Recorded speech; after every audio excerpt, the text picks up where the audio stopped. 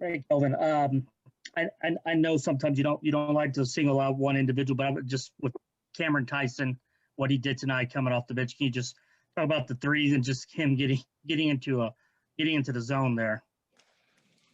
Well, I had three thoughts about that. One, it's a byproduct of Cam's many hours in the gym by himself, working on his game.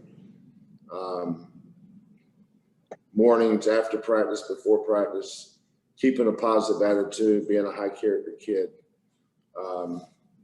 Two is they zoned us. And then three, our kids did a great job of finding him. They were reveling in his success. They wanted him to just keep shooting. So just happy for Cam, kid that's came here and hadn't had a lot of opportunities, but he certainly made the most of it tonight. We'll go to Randy McAvoy with KPRC. Randy, go ahead, please, sir. Hey, Kelvin. In a game like this, what are the challenges when you have such a commanding lead? Is it the harder part making sure they stay focused and not lead to a lot of mistakes when you've got a gigantic lead and what appear to be an easy win? Is that the hard part? No, none of that. None of that's the hard part. Okay. The hard part for me is getting everybody in the game, letting everybody play. When you get guys that haven't played much all year on the floor and the other team keeps their starters in the game, I mean, that's going to happen. But if I'm not mistaken, I think we're 14-1, 9-1 in the league. A big road win, we'll move on.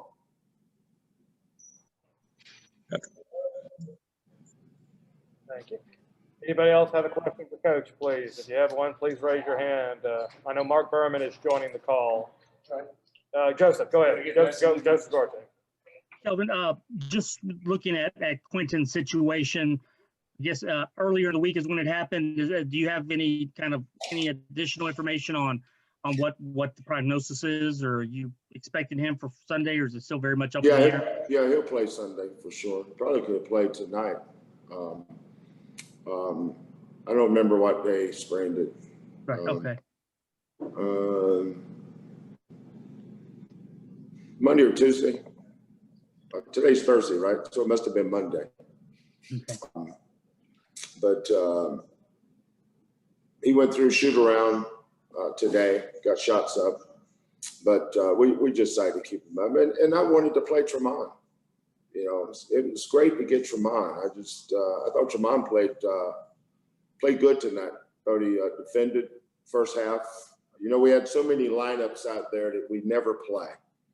That's why, we all want them to be perfect. If we could just have another shooter, if we got another rebound, if we had another 6'10" guy, if we didn't miss shots, if we never allowed a make, if we could just never miss a free throw. We could just do everything perfect. Boy, just think how good we could be. But, there's a human factor in all this. It's good to, my biggest thing is some of the guys haven't played a lot this year. I didn't think they were competitive. Like Kieran Powell. Kieran's a freshman. I think he's going to be a good player eventually. But, Tulane starters, they've got some guys out with COVID, but all their starters, their top 7 players are playing. And their top 7 players played the entire second half. Our starters against their starters were up 30 at halftime. But when we took our starters out, we put our second and third unit in against their starters. They scored at will. When you get an opportunity to play, regardless of the score, the outcome of the game was decided. The fact that we winning or losing was not the issue. It's just, you want your kids that's in there with different lineups to just play hard, man. Just play hard. Just compete. Don't act like you're doing somebody a favor by checking in the game, right? Like you're uncomfortable playing. That's why you came here. So, but I just, holding that team to 14 points the first half, And our defense was just outstanding. You know, again, Justin had 14 rebounds at halftime.